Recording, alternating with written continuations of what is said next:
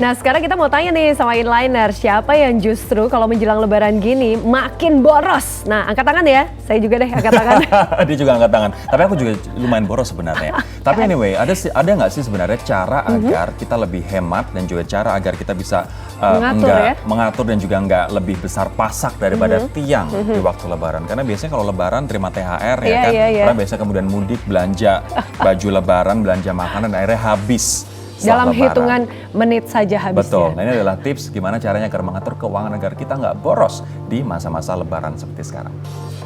Cek dulu ada berapa.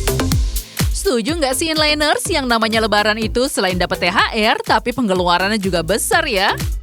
Bagaimana enggak inliners? Yang biasanya makan lauk seadanya sudah puas, nah kalau lebaran pakai acara makan besar, lengkap dari makanan pembuka sampai makanan penutup. Belum lagi dana tambahan untuk perintilan lebaran inliners. Dari baju baru, aksesoris, uang lebaran untuk berbagi, sampai hiasan rumah biar lebih meriah. Terus gimana ya cara agar tidak besar pasak daripada tiang? Dan siapa tahu masih ada uang yang bisa ditabung.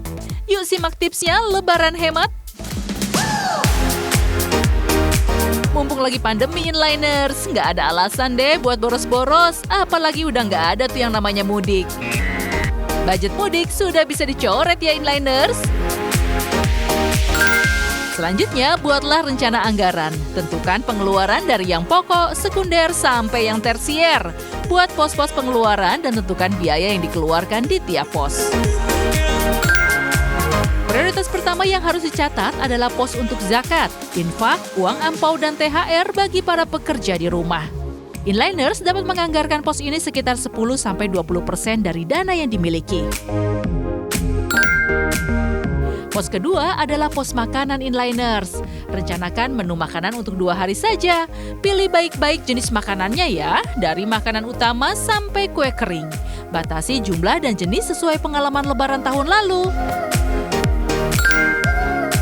Pos ketiga adalah pos belanja baju lebaran. Nggak bisa dipungkiri kalau lebaran pasti mau tampil ekstra ya inliners. Cuma pastikan nih anggaran untuk baju direncanakan baik-baik. Jangan tergoda dengan banyak diskon dan jangan sering-sering ke mall atau buka online shop ya inliners. Biaya yang dapat digunakan untuk kebutuhan lebaran akhirnya masuk ke pos-pos yang tidak perlu deh. Lebih keren lagi kalau bisa kreatif mix and match baju lama dengan aksesoris atau hiasan berbeda. Yang terakhir, jangan lupa selalu sisihkan dana untuk kebutuhan pasca lebaran. Walaupun sudah merencanakan dana dari awal, menyisihkan untuk keperluan mendadak tetap penting ya inliners. Kalau ternyata tidak terpakai, kan bisa ditabung ya. Bagaimana inliners? Sudah siap menghadapi lebaran dengan cerdas? Dengan mengikuti tips hemat lebaran, inliners bisa merayakan Hari Raya Idul Fitri dengan tenang, hati senang, dompet pun aman.